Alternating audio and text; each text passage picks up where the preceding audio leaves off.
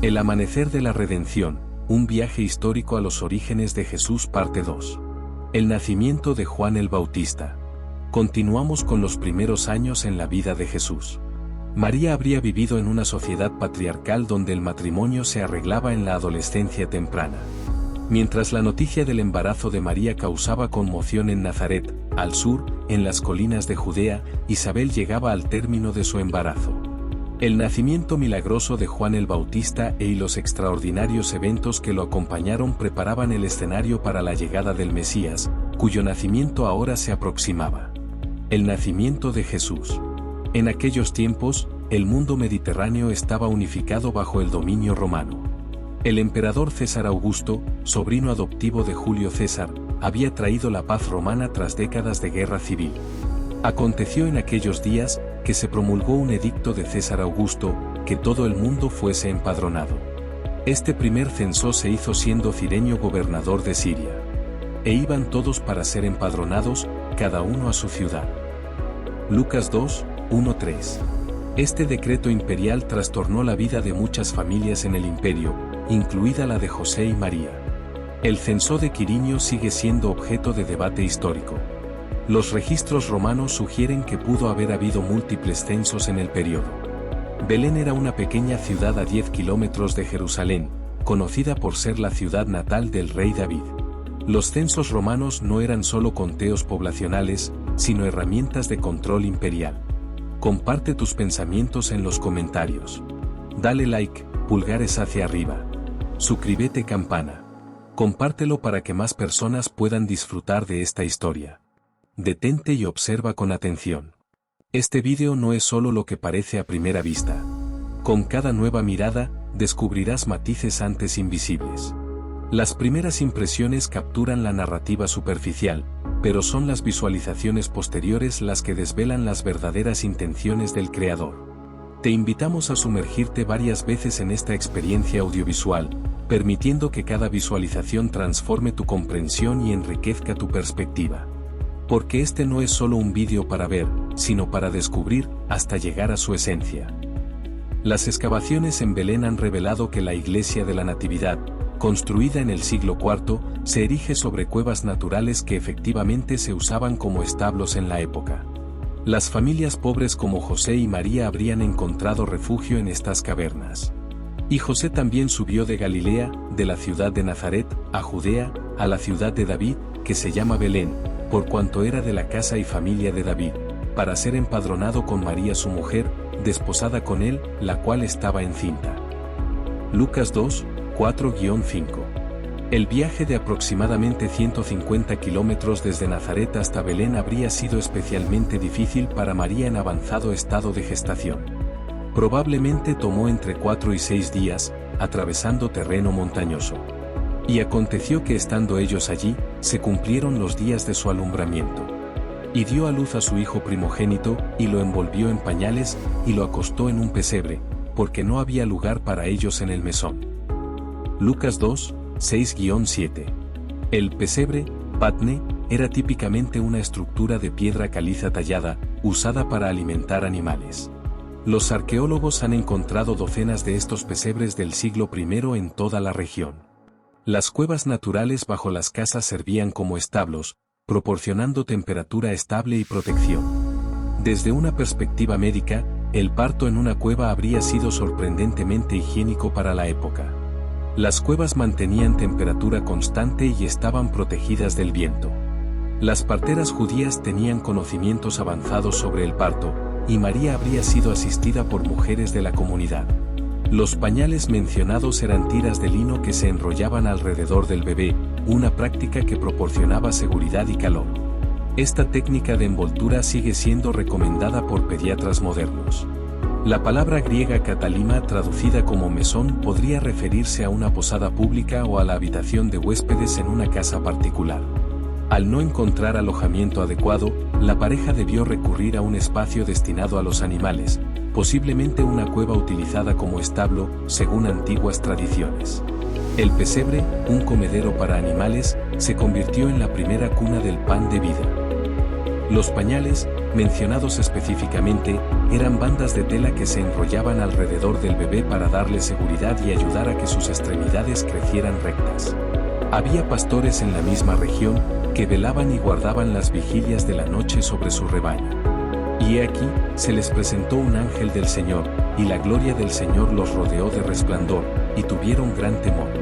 Pero el ángel les dijo: no temáis, porque aquí os doy nuevas de gran gozo, que será para todo el pueblo, que os ha nacido hoy, en la ciudad de David, un Salvador, que es Cristo el Señor.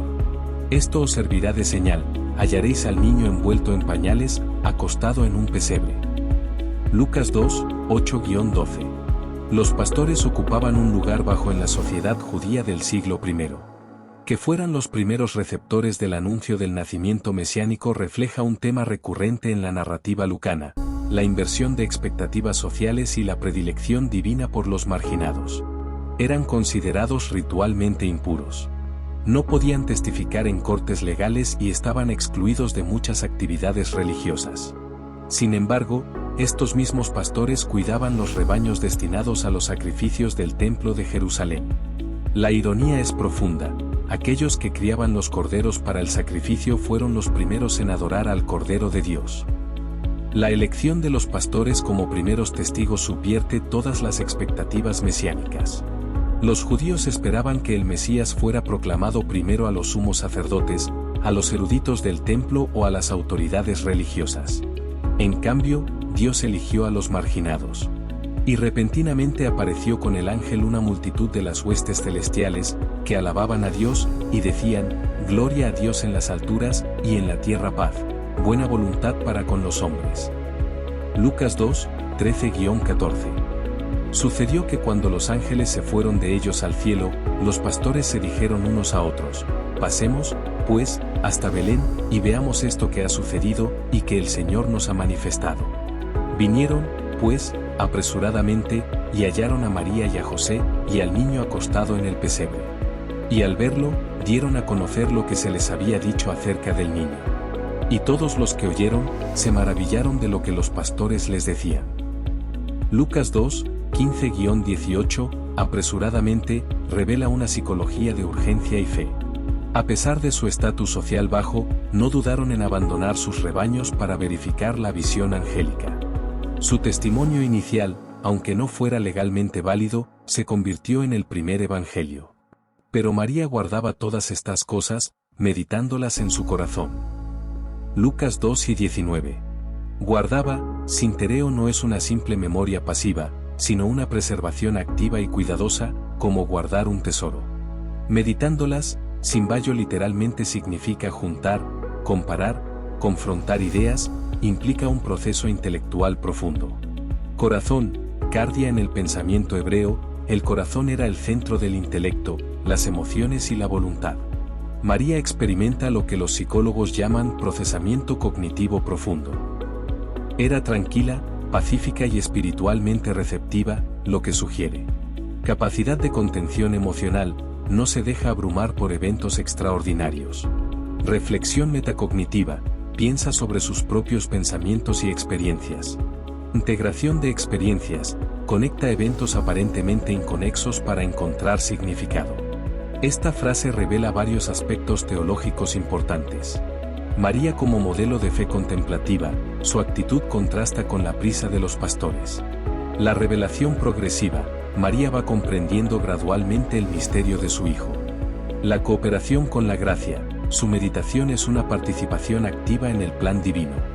María guardaba todas estas cosas, meditándolas en su corazón, podría ser el reconocimiento indirecto de Lucas sobre la fuente. Esto sugiere que Lucas pudo haber obtenido información directamente de María o de su círculo cercano. Esta descripción de María reflexionando sobre estos acontecimientos extraordinarios aparece varias veces en Lucas, pintando el retrato de una mujer profundamente contemplativa. Y volvieron los pastores glorificando y alabando a Dios por todas las cosas que habían oído y visto, como se les había dicho. Lucas 2:20. Así, en la humildad de Belén, nace aquel cuya venida había sido preparada a través de siglos de historia israelita, el cumplimiento de antiguas profecías mesiánicas. La circuncisión y presentación en el templo. Como familia judía observante, José y María cumplen con los ritos prescritos por la ley de Moisés. Cumplidos los 8 días para circuncidar al niño, le pusieron por nombre Jesús, el cual le había sido puesto por el ángel antes que fuese concebido. Lucas 2 y 21. La circuncisión era la señal del pacto entre Dios y Abraham, incorporando oficialmente al niño en la comunidad de Israel. Este rito también marca la primera vez que Jesús derrama su sangre. 40 días después del nacimiento, la ley mosaica requería que la madre se presentara en el templo para su purificación ritual y que todo primogénito varón fuera rescatado mediante una ofrenda. Y cuando se cumplieron los días de la purificación de ellos, conforme a la ley de Moisés, le trajeron a Jerusalén para presentarle al Señor, como está escrito en la ley del Señor: todo varón que abriere la matriz será llamado santo al Señor, y para ofrecer conforme a lo que se dice en la ley del Señor, un par de tórtolas o 2 palominos. Lucas 2, 22-24.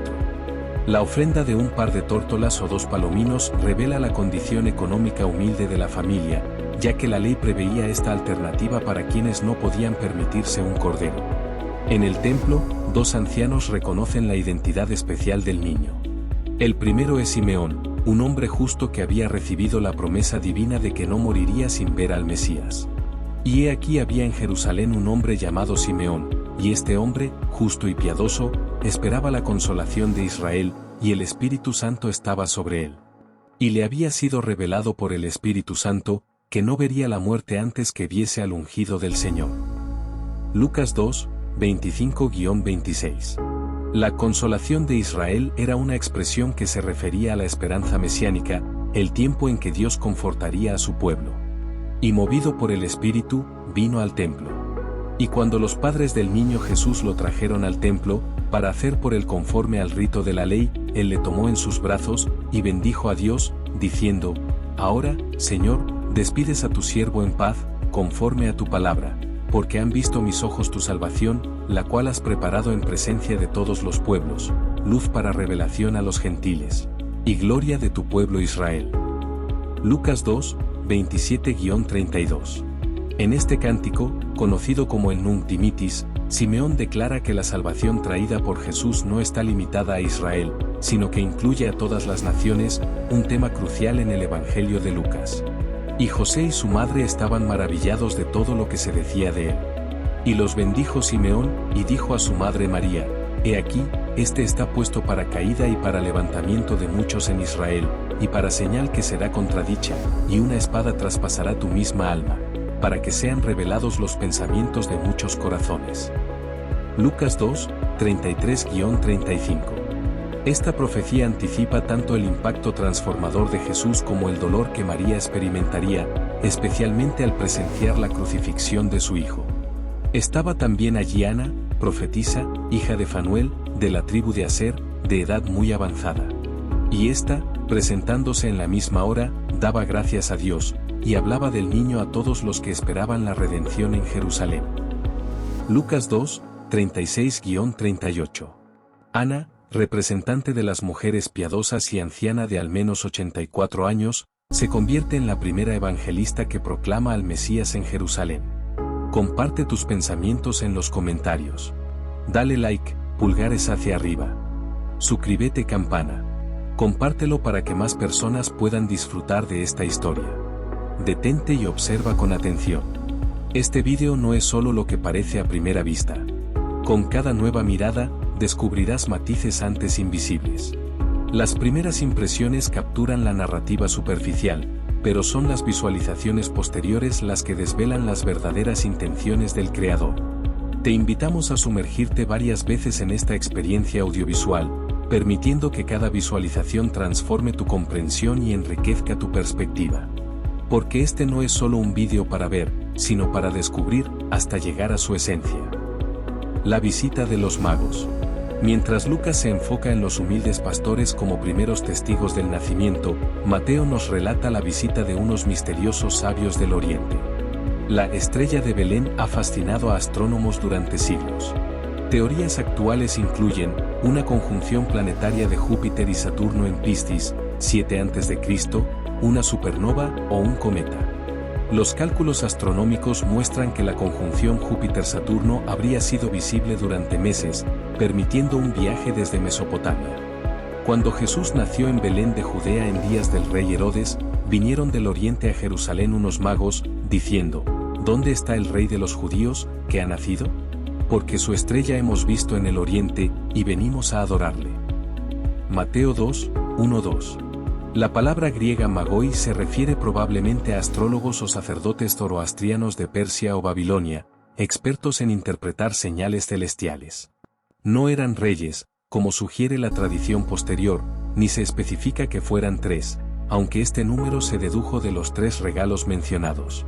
Como clase sacerdotal, tenían acceso a bibliotecas astronómicas y conocían las profecías judías sobre un rey venidero, posiblemente a través de la comunidad judía en Babilonia. Su pregunta sobre el rey de los judíos causa gran conmoción en Jerusalén, especialmente para el paranoico rey Herodes, conocido por eliminar cualquier amenaza potencial a su trono. Hasta eliminó a algunos de sus hijos. Oyendo esto, el rey Herodes se turbó, y toda Jerusalén con él. Y convocados todos los principales sacerdotes y los escribas del pueblo, les preguntó dónde había de nacer el Cristo. Ellos le dijeron: en Belén de Judea, porque así está escrito por el profeta: y tú, Belén, de la tierra de Judá, no eres la más pequeña entre los príncipes de Judá, porque de ti saldrá un guiador, que apacentará a mi pueblo Israel. Mateo 2, 3-6. Los expertos religiosos citan la profecía de Miqueas 5, 2, estableciendo Belén como el lugar de nacimiento del Mesías. Herodes, fingiendo interés religioso, convoca secretamente a los magos. Entonces Herodes, llamando en secreto a los magos, indagó de ellos diligentemente el tiempo de la aparición de la estrella, y enviándolos a Belén, dijo: Id allá y averiguad con diligencia acerca del niño, y cuando le halléis, hacedmelo saber, para que yo también vaya y le adore. Mateo 2, 7-8. Los verdaderos motivos de Herodes eran mucho más siniestros, como los eventos posteriores revelarían. Ellos, habiendo oído al rey, se fueron, y aquí la estrella que habían visto en el oriente iba delante de ellos, hasta que, llegando, se detuvo sobre donde estaba el niño. Y al ver la estrella, se regocijaron con muy grande gozo. Y al entrar en la casa, vieron al niño con su madre María, y postrándose, lo adoraron, y abriendo sus tesoros, le ofrecieron presentes: oro, incienso y mirra. Mateo 2, 9-11. Nótese que los magos encuentran a Jesús en una casa, no en un establo, lo que sugiere que había pasado algún tiempo desde el nacimiento. Los 3 regalos tenían profundo simbolismo: el oro representaba la realeza, el incienso la divinidad, usado en la adoración del templo, y la mirra, un ungüento para embalsamar, prefiguraba su muerte sacrificial. Proféticamente, estos regalos anticipan la triple naturaleza de Cristo: Rey, Dios y hombre. Estos regalos habrían transformado la situación económica de la familia. El oro les proporcionaría recursos para el viaje a Egipto, el incienso y la mirra eran especias costosas que podrían venderse. La providencia divina se manifestaba a través de la generosidad de extranjeros. El nacimiento de Jesús plantea la paradoja cristológica fundamental: la unión hipostática de las naturalezas divina y humana en una persona. El Concilio de Calcedonia, 451 después de Cristo, formularía esto como verdadero Dios y verdadero hombre, sin confusión, sin cambio, sin división, sin separación. El nacimiento de Jesús representa múltiples inversiones revolucionarias: lo divino se manifiesta en lo humano, lo eterno en lo temporal, lo infinito en lo finito. Los poderosos, Herodes, se sienten amenazados, mientras los humildes, pastores, se regocijan. Los extranjeros, magos, reconocen al Mesías, mientras las autoridades religiosas permanecen ignorantes. Y aquel Verbo fue hecho carne, y habitó entre nosotros, y vimos su gloria, gloria como del unigénito del Padre, lleno de gracia y de verdad. Este versículo, aunque no narra el nacimiento directamente, captura su significado teológico supremo: el Logos eterno se hace carne, Dios acampa entre los humanos. La palabra griega eskenosen, habitó, literalmente significa puso su tienda, evocando la presencia divina en el tabernáculo del desierto. Pero siendo avisados por revelación en sueños que no volviesen a Herodes, regresaron a su tierra por otro camino. Mateo 2 y 12.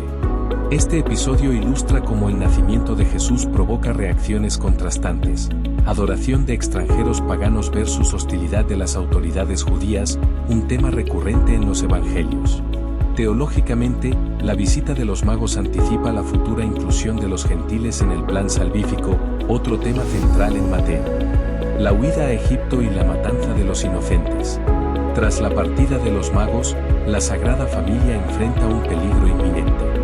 Después que partieron ellos, he aquí un ángel del Señor apareció en sueños a José y dijo: levántate y toma al niño y a su madre, y huye a Egipto, y permanece allá hasta que yo te diga, porque acontecerá que Herodes buscará al niño para matarlo. Mateo 2 y 13. Y él, despertando, tomó de noche al niño y a su madre, y se fue a Egipto, y estuvo allá hasta la muerte de Herodes, para que se cumpliese lo que dijo el Señor por medio del profeta, cuando dijo: de Egipto llamé a mi hijo. Mateo 2, 14-15. Egipto, a unos 150 kilómetros de Belén, albergaba una importante comunidad judía y estaba fuera de la jurisdicción de Herodes. Egipto tenía una gran población judía, especialmente en Alejandría. Los papiros de Elefantina muestran comunidades judías establecidas desde siglos antes. La familia de Jesús habría encontrado refugio en una de estas comunidades. La experiencia del refugio marca profundamente a los niños. Jesús habría crecido conociendo la experiencia del desplazamiento, la pérdida del hogar y la dependencia de la hospitalidad extranjera. Esta experiencia temprana pudo haber influido en su posterior compasión por los marginados. Los relatos de niños amenazados por reyes tiránicos aparecen en múltiples tradiciones: Moisés y el faraón, Krishna y el rey Kamsa, Zoroastro y sus perseguidores. Estos patrones narrativos sugieren arquetipos universales del conflicto entre la renovación espiritual y el poder establecido. Mateo ve en esta huida el cumplimiento de la profecía de Oseas 11:1, aplicando a Jesús lo que originalmente se refería a Israel como nación. Herodes entonces, cuando se vio burlado por los magos, se enojó mucho, y mandó matar a todos los niños menores de 2 años que había en Belén y en todos sus alrededores, conforme al tiempo que había inquirido de los magos. Mateo 2 y 16. Esta brutal masacre, aunque no mencionada en fuentes históricas seculares, concuerda con el carácter de Herodes, quien había asesinado a varios de sus propios hijos por sospechas de conspiración. En una pequeña aldea como Belén, las víctimas habrían sido relativamente pocas, quizás entre 10 y 30 niños. Para mí muchísimas. Entonces se cumplió lo que fue dicho por el profeta Jeremías, cuando dijo: voz fue oída en Ramá, grande lamentación, lloro y gemido, Raquel que llora a sus hijos, y no quiso ser consolada, porque perecieron. Mateo 2, 17-18. Mateo cita Jeremías 31:15, originalmente referido al exilio babilónico. Raquel, esposa de Jacob y madre de José y Benjamín, era vista como la madre arquetípica de Israel. Pero después de muerto Herodes, he aquí un ángel del Señor apareció en sueños a José en Egipto, diciendo: levántate, toma al niño y a su madre, y vete a tierra de Israel, porque han muerto los que procuraban la muerte del niño. Mateo 2, 19-20. Herodes el Grande murió en el 4 a.C., lo que sitúa el nacimiento de Jesús entre el 6 y 4 a.C., una aparente paradoja debida a errores en el cálculo del calendario cristiano realizado siglos después. Entonces él se levantó, y tomó al niño y a su madre, y vino a tierra de Israel. Pero oyendo que Arquelao reinaba en Judea en lugar de Herodes su padre, tuvo temor de ir allá, pero avisado por revelación en sueños, se fue a la región de Galilea, y vino y habitó en la ciudad que se llama Nazaret, para que se cumpliese lo que fue dicho por los profetas, que habría de ser llamado Nazareno. Mateo 2, 21-23, Galilea era una región de mezcla cultural. Judíos, griegos, fenicios y árabes convivían en un mosaico étnico y religioso. El retorno del exilio habría representado tanto alivio como adaptación. Jesús habría crecido bilingüe, hablando arameo en casa y posiblemente griego en las interacciones comerciales. Su identidad se forjaría en esta diversidad cultural. Arquelao, hijo de Herodes, era tan cruel que fue depuesto por los romanos tras una década de gobierno. José prudentemente decide establecerse en Galilea, bajo la jurisdicción de Herodes Antipas, otro hijo de Herodes, pero menos brutal que Arquelao. La referencia a Nazareno no aparece literalmente en ninguna profecía conocida. Podría ser un juego de palabras con Nezer, retoño, de Isaías 11:1, o aludir al estatus humilde de Nazaret, cumpliendo profecías sobre la modestia del Mesías. Los primeros años de Jesús, desde su nacimiento hasta su regreso de Egipto, nos revelan un patrón que se repetiría a lo largo de su vida: la presencia de lo divino en lo ordinario, la manifestación de lo sagrado en los márgenes de la sociedad. Estos años formativos establecen los temas centrales del cristianismo: la encarnación, la identificación con los pobres, la experiencia del refugio y el desarraigo. El niño que nació en un establo y creció como refugiado se convertiría en el proclamador del reino de Dios. Históricamente, estos relatos nos conectan con la realidad del siglo I: la ocupación romana, la tiranía de Herodes, las migraciones forzadas. Jesús no nació en un vacío, sino en un momento específico de crisis y esperanza. Estos años sugieren un desarrollo humano auténtico. Jesús experimentó el amor maternal, la protección paternal, el desarraigo del exilio y la estabilidad del hogar. Estas experiencias formarían su profunda empatía por la condición humana. Los años silenciosos de Nazaret precedieron a los años públicos de ministerio. Pero en esos años formativos encontramos las semillas de todo lo que vendría después: compasión, justicia, esperanza y amor incondicional. Continuamos en la parte 3. Comparte tus pensamientos en los comentarios. Dale like, pulgares hacia arriba. Suscríbete, campana. Compártelo para que más personas puedan disfrutar de esta historia. Detente y observa con atención. Este vídeo no es solo lo que parece a primera vista. Con cada nueva mirada, descubrirás matices antes invisibles.